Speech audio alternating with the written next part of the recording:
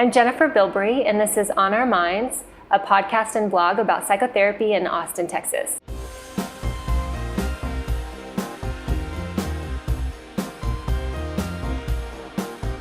What we're talking about is making me think of the importance of,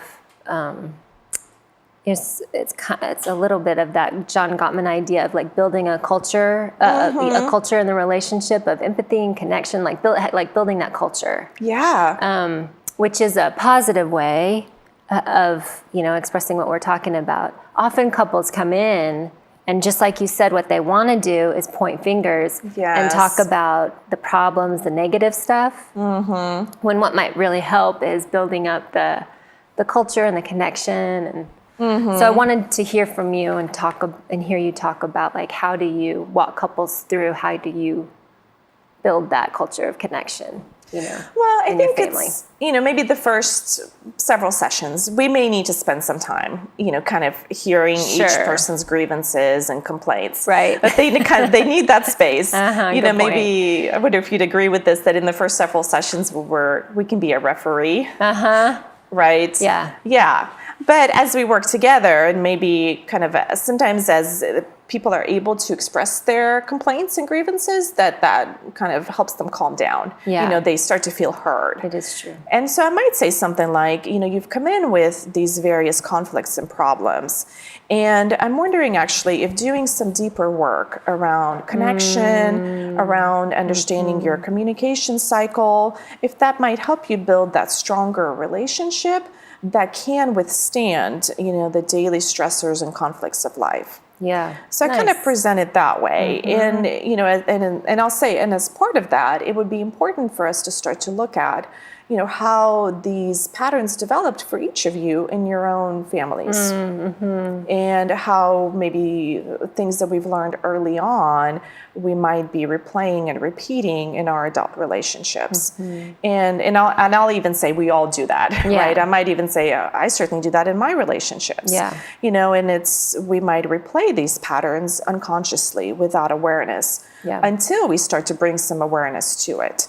And so often I think, when we've built that trust and, we're some sessions in, usually people will respond positively to, to that kind of invitation for deeper work and for looking at some of the more underlying patterns. Yeah. Yeah. I like that way of thinking about it, that first they need that time to air their grievances. Yeah.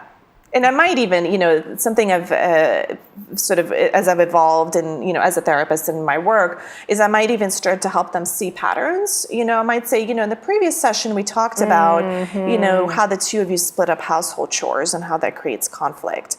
And in this session, we talked about your differences with money. But I wonder if we can notice that there's actually a similar pattern.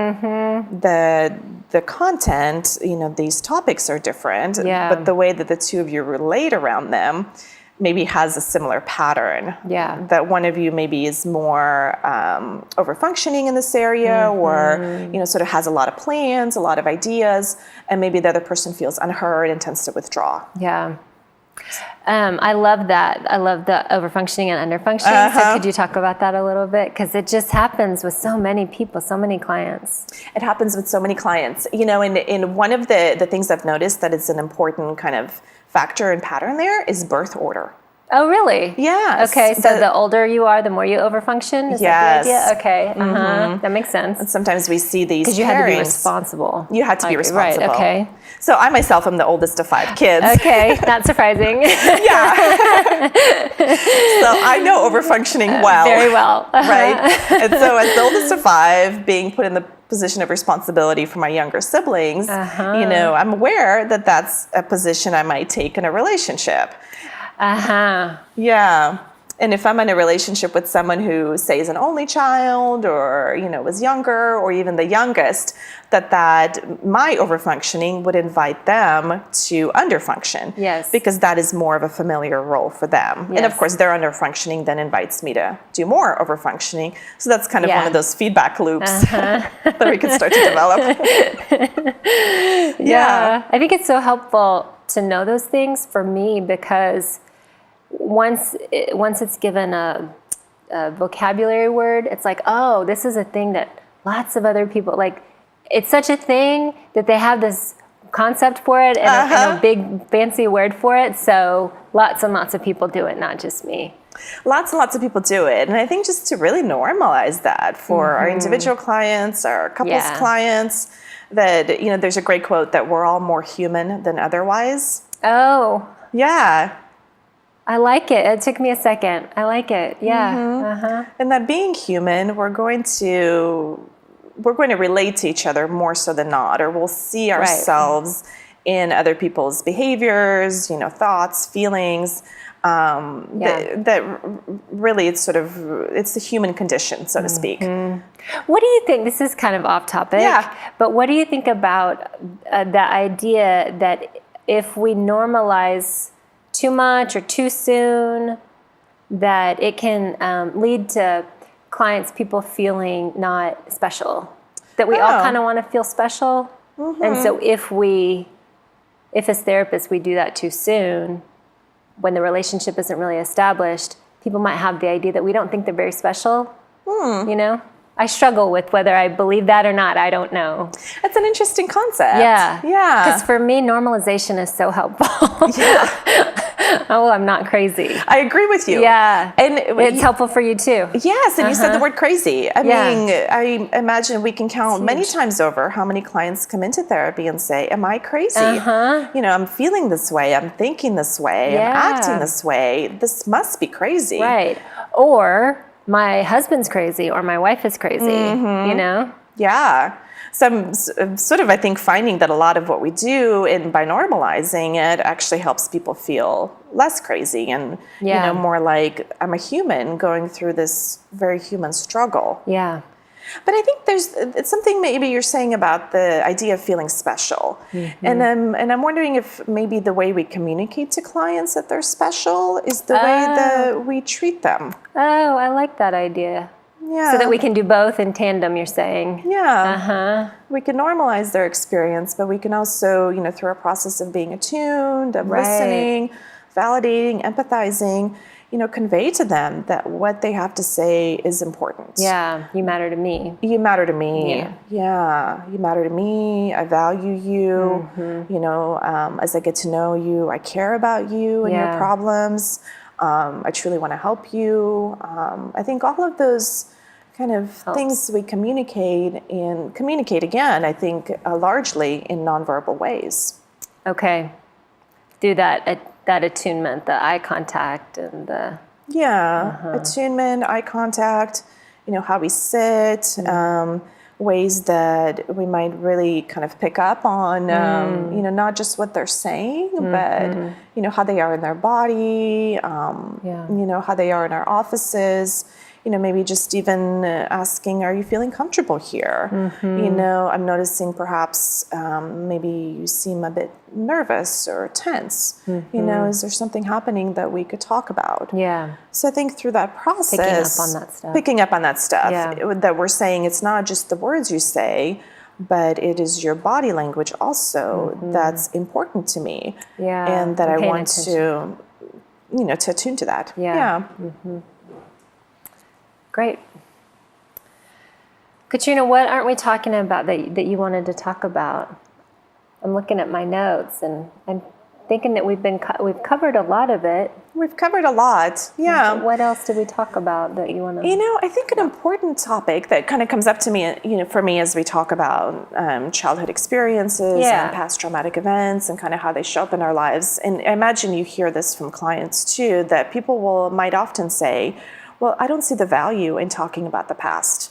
Oh, totally. Right. Oh, so much. So much, right? I love that you have that topic, because it's so true. So true. They might say, how does rehashing what happened to me when I was 5 or 7 or 8, you know? It only makes me feel worse. It only makes me feel worse. Yeah. And how is that going to change my relationships today? Yeah.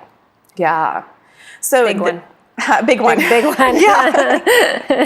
And so there, I think it's, you know, kind of from my perspective, it's important for us to really talk with clients about how doing their own work around their own childhood history and childhood relationships is going to help them have better relationships, you know, friendships with people in their lives, romantic relationships, but also help them be better parents. Oh. so that they're not passing down, some of the same difficulties to the next generation. Yes. And I think that's what's really important for us, as a community, as a culture, as families, to be doing our own work so that we can be better partners, better parents.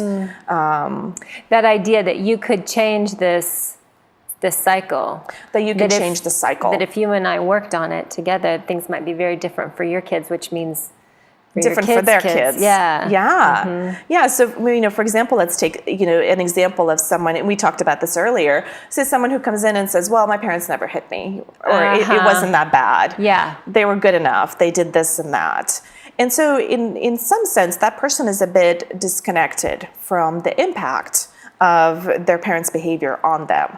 And being disconnected means it's really not in their awareness. So if their parents yelled at them, there's a good chance they might yell at their own kids because they're disconnected from the emotional impact that had on them. Yeah. So by helping them see the emotional impact, and certainly that can be a painful process, but an important one, they can be more aligned with, oh man, like when my mom yelled at me, like that was so upsetting. I was so sad. I felt so much anger, and for them I was so scared, right? And to really connect with that emotional experience. And then likely that person is going to say, I wouldn't want my partner to feel that way. I wouldn't want my child to feel that way. Yeah. I think it helps create the freedom to make different choices in our lives. Oh, I like that way of thinking about it, putting it that it creates freedom for us. Yeah. Rather than maybe unconsciously or without awareness enacting the same patterns, we can really have a sense of how our actions, how, our parents' actions affected us, and therefore how our actions are affecting others, and how do we want them to feel in a relationship with us? Yeah. I imagine not scared, sad, angry a lot of the time. Yeah. Yeah. I like that way of putting it, freedom. Because I think when people first come in and they have that question, it's one of, I would be freer if I'm not talking about this. Yeah. Yeah. Because I wouldn't feel so bad. Yeah, exactly. By kind of processing that, by, getting in touch with the feelings, the reactions, helping them create that coherent narrative of their lives, which is an attachment theory, kind of term, that it really does create that freedom, and that the best way out is through. So it's through that process that then we can have more freedom and choice. Yeah. Whereas if we're not really talking about it, if we're not addressing it, in some ways we can live as though we're imprisoned by the past. As you're talking, it's making me curious about how you work with clients. Are you upfront about a lot of these terms like attunement and attachment and attack defense cycles, and I don't know what other over our functioning and under, like, do you talk openly about that stuff, or just does it depend? I think it just really depends. Yeah, okay. I think it just really depends on the client, maybe how much reading or how much therapy work they've done before they've come in to see me. Maybe how interested they are in learning more about those terms. Okay. If I get the sense that they're kind of really curious, if the psychoeducation really seems to connect with them, and they say, oh my gosh, like this is great, this makes so much sense, right? And their eyes light up. Yeah. Then wonderful, we can talk more about that. Yeah. But if it has the opposite effect, maybe if it feels like that information is overload for them, I think I do know what that looks like. Then it might be better to kind of stay more in the here and now, Yeah. right? A little more experiential, a little more, let's look at how you're feeling about this now, or, and I think you and I both being therapists, I imagine we fall into more of these jargon terms. Totally. Right? I find myself, I struggle with that. Than using them in session. Yeah, because I'm a client who in my therapy lights up when I hear a new term that I haven't heard before, a new concept. So yeah, I do struggle with that. Yeah. And so I imagine that is, again, speaking of attunement, that we would adjust our language, and how we are based on the person we're working with. Yeah. Yeah. Are you that way too, that you get excited about stuff like that? I mean, I do. I get excited. I spend way too much time in my spare time reading journal articles. Yeah. Like these, articles on attachment and attunement, and a lot of the even interpersonal neurobiology connections, how kind of that field of science has really revolutionized therapy. Yeah. It helps us see, and understand more of what happens in the therapy space and relationship. That phrase, interpersonal neurobiology, is making me think, Katrina, of a conversation we had a while ago, not today, about experience, and it's something that you just touched on, but that difference between, as a therapist, like here and now and experiential learning versus like psychoeducational learning or some other kind of learning, that can be, from your lens, that can be really not just, you're not just learning, but you're learning, you're experiencing a different kind of way of being in a relationship with somebody. Exactly. Yeah. And I think, the more that there are studies on psychotherapy and what works and what doesn't, and the more there are studies on interpersonal neurobiology and brain wiring, the more that we're learning that knowledge, sort of maybe didactic, kind of rational knowledge, isn't enough. Yeah. It doesn't lead to change. Like insight doesn't lead to change. Right. What we need is a new experience. And that's really what helps us to rewire the brain, to get those neurons firing in a different way than they have been previously. And often that new experience comes in the relationship with the therapist. Yeah. So for example, we talked about how we can help our clients feel special by our attunement to them, our interest in them, our understanding, our empathy of them. And also say, maybe to use our anger example, say it wasn't ever okay to express anger in one's family. And say the therapist, who's done their own work, can invite the anger and can say, hey, maybe I canceled on you last week, and maybe you have feelings of anger or frustration about that. Yeah. And I want to invite you to let me know if that's the case. And how I think that's a new experience if the client could say, like I felt angry. Yes. Right? And, I think that I talked with Dave Kaplowitz for an episode of this, and we were talking a lot about that and how awesome it feels so good as a client, for me as a client, to be able to say that to my therapist. And so how surprising it can be that is really hard for people to do. So hard. They really do not want to do that. Even as much as you invited or I invited in and say that I want that. Yeah. It's just hard for people to do. It's so hard. I mean, in my own therapy, it took me many years. Yeah, same here. Right? Yeah. To be able to acknowledge my anger, to express my anger with my therapist. Yeah. And how incredibly life-changing and healing liberating. It can be. Liberating. It's in terms of freedom, right? For the therapist to say, I hear you. Yeah. Like, of course you're angry. You're angry. Yeah. Yeah, and I can handle your anger and I can hear it, and it's an incredible experience. I don't hate you. I don't need you to leave. I'm not going to fire you. Exactly. Yeah. And so I think here, again, another example of why we need to do our own work. Yeah, for sure. For sure. Because if we haven't done our own work around anger and rage, and a client comes to us with significant anger and rage, say at us, there's a chance we're going to get dysregulated. Yep. And we might feel some need to retaliate or fire them, you said, or reject them. Right. Even in subtle ways, we may become more cold and distant if we're struggling with their expression of anger. Yeah. Or for me, I can get more psychoeducational. This is what you need to know. Yeah, it's interesting you're noticing that about yourself. Yeah, I think I tend to notice sometimes I'll kind of lean back a bit, and maybe that's my own tendency to distance or to protect myself. Yeah. But I mean, of course, these things are going to happen, but it's important for us to be aware. Exactly. Yeah. Well, thank you, Katrina. This was so helpful. I really appreciate it. Good. I'm glad that you had fun. Yeah. Okay. I did. Thank you. Thank you. I'm Jennifer Bilbrey, and this has been On Our Minds, a podcast and blog about psychotherapy in Austin, Texas. For more information or to see more episodes, please go to my website at jenniferbilbrey.com. Thank you.